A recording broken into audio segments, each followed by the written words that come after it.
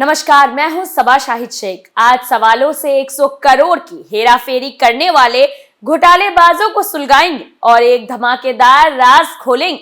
दिल्ली के शराब घोटाले में लगातार शिकंजा कसता जा रहा है।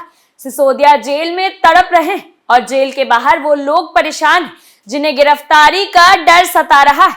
सीएम केसीआर की बेटी के कविता से लेकर केजरीवाल तक के पसीने छूट गए। इसी बीच बड़ी खबर ये आ रही है कि के कविता से अब सिसोदिया के सामने बिठाकर पूछताछ की जाएगी, क्योंकि दोनों का जो कनेक्शन इस घोटाले में सामने आया है वो बेहद ही चौंकाने वाला है। सबसे बड़ी बात तो ये है कि 8 घंटे कविता से हुई पूछताछ में उन्होंने ऐसा राज खोल दिया है कि आम आदमी पार्टी में बवाल खड़ा हो गया है और केजरीवाल बौखला उठे, जिससे घोटालेबाजों पर तमाम सवाल सुलग रहे हैं।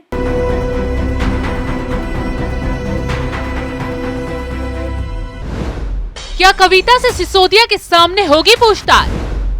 कि कविता ने क्या सबूत ईडी को दिए? कविता और सिसोदिया का क्या है कनेक्शन? कैसे दोनों के बीच हुई 100 करोड़ की डील? इन सवालों ने दिल्ली से लेकर तेलंगाना तक सियासी पारा हाई कर दिया, क्योंकि अब शराब घोटाले को लेकर ईडी बहुत ज्यादा सख्त हो गई है। आरोपियों के मुंह खुलवाने के लिए तमाम हथकंडे अपना रही है। इसी बीच बड़ी खबर यह आ रही है कि ईडी सिसोदिया और एमएलसी के कविता को आमने सामने बिठाकर पूछताछ कर सकती है। सारे सबूत भी इस दौरान सामने रखे जाएंगे और फिर सवाल दागे जाएंगे, और ऐसे में सिसोदिया झूठ भी नहीं बोल सकते क्योंकि दोनों आरोपी आमने सामने होंगे। वैसे भी कविता इससे पहले कोई पूछताछ में सारा राज खोल चुकी है। ईडी की 8 घंटे तक चली पूछताछ में कविता का हैदराबाद के बिजनेसमैन अरुण रामचंद्र पिल्लई से सामना कराया गया।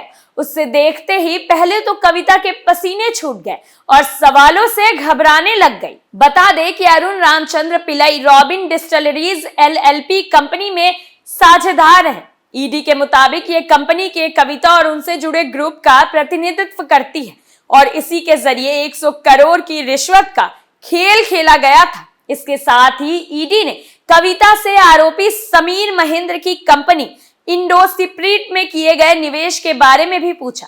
पहले तो कविता सवालों का जवाब देने में आनाकानी करती नजर आई। जब ज्यादा पसीने छूटने लगे तो बार बार पानी मांगने लगी, लेकिन ना तो ईडी के सवाल रुके ना सबूतों का जखीरा खत्म हुआ।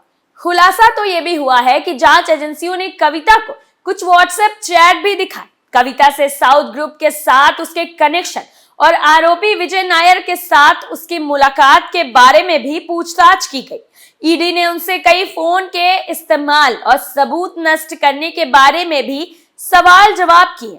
ये ऐसा सवाल था कि पहले इसे नुकसान सिसोदिया के होश उड़ गए थे और अब कविता का हाल बेहाल हो गया। वो भी नहीं पता पाई कि क्यों फोन को नष्ट किया गया। ईडी ने पूछताछ के दौरान जब कविता से उनके मोबाइल फोन मांगे तो पता चला कि फोन घर पर है। वो फोन लेकर ही नहीं आई। इस पर एजेंसी ने कविता के सुरक्षा कर्मियों को घर भेजकर फोन मंगवाए और उन्हें जब्त कर लिया। इन फोनों के जब्त होने से तो कई नेताओं की धड़कनें बढ़ गई है। कविता को गहरा सदमा लग गया है कि अब तो गिरफ्तारी पक्की मानी जा रही है, क्योंकि सबूत खुद ब खुद घोटाले का राज खोल रहे हैं। इसके साथ ही कविता को दिल्ली शराब नीति 2021-22 के मसूदे की वो कॉपियां भी दिखाई गई, जिन्हें सार्वजनिक किए जाने से पहले कुछ आरोपियों को लीक कर दिया गया था। यानी कि साउथ लॉबी के सारे सबूत कविता के आगे रखे गए। कविता ईडी के मुख्यालय में 9 घंटे तक इन्हीं सबूतों को दिखाकर कविता से पूछताछ की गई। कहा जा रहा है कि इस दौरान कविता ने कई राज उगल दिए हैं, जिससे सिसोदिया की मुश्किलें दुगनी हो गई है, क्योंकि कविता से सिसोदिया का घोटाले में गहरा कनेक्शन है। अब कविता ही सिसोदिया की जिंदगी का सबसे बड़ी काल बनेगी, क्योंकि खुद को बचाने के लिए वो सारे काले चिट्ठे बाहर लाने के लिए तैयार हो गई है। अब ईडी कविता से 16 मार्च को फिर से पूछताछ करेगी। वहीं जिस वक्त कविता से पूछताछ चल रही थी, उस वक्त केजरीवाल समेत कई नेताओं की धड़कनें बढ़ रही थी, क्योंकि केजरीवाल को बार बार डर यही सता रहा है कि अगला नंबर उनका आने वाला है। संजय सिंह का नाम तो ईडी कोर्ट में पहले ही ले चुकी है। इसी तेजी से ईडी का एक्शन चलता रहा तो जल्द सिसोदिया के बगल वाले बैरक में न सिर्फ केजरीवाल बैठे होंगे बल्कि संजय सिंह भी जेल की चक्की पीसते नजर आएंगे। वहीं इससे पहले ईडी ने 10 मार्च को राउज एवेन्यू कोर्ट में बताया था कि सिसोदिया का असिस्टेंट विजय नायर इस पूरी साजिश को कोऑर्डिनेट कर रहा था। इस घोटाले में सरकारी तंत्र, बिचौलिए और कई अन्य लोग शामिल हैं। ये साजिश विजय नायर, सिसोदिया, तेलंगाना के चीफ मिनिस्टर के चंद्रशेखर राव की बेटी के कविता और कई दूसरे लोगों ने मिलकर रची।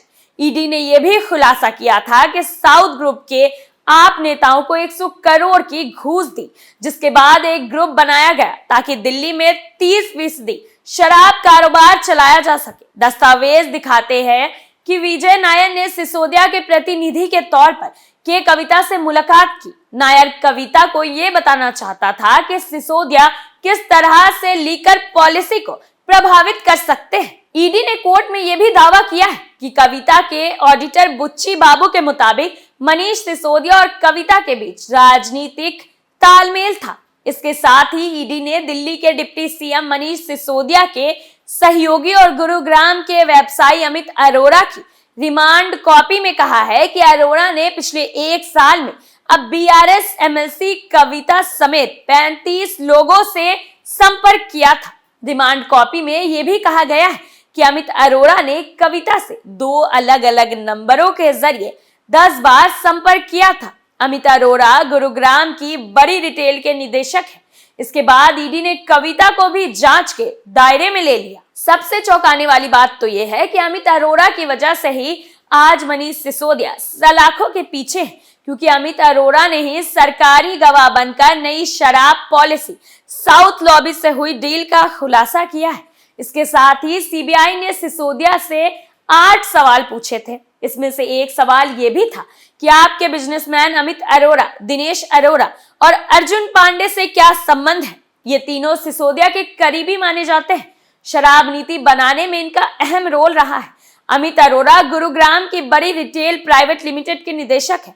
वो केस में सरकारी गवाह बन गए हैं और अग्रिम जमानत पर है। वो शराब के लाइसेंसधारियों से वसूले गए अनुचित आर्थिक लाभ को आरोपी अधिकारियों में डाइवर्ट करने में शामिल थे। आरोपी दिनेश अरोड़ा नवंबर में ही सरकारी गवाह बनने को राजी हो गए थे। वहीं अर्जुन पांडे को सिसोदिया का खासम खास माना जाता है। सीबीआई ने आरोप लगाया था कि अर्जुन पांडे ने मनोरंजन और event management company only much louder के पूर्व सीईओ नायर की ओर से समीर महेंद्र से लगभग 2 से 4 करोड़ रुपए नगद लिए थे। और जब ईडी ने इन लोगों को रडार पर लेकर पूछताछ की, इन्होंने सारा राज खोल दिया। सुलगता सवाल में आज के लिए इतना ही। नए मुद्दे के साथ फिर पेश होंगे। तब तक के लिए देखते रहिए कैपिटल टीवी। नमस्कार।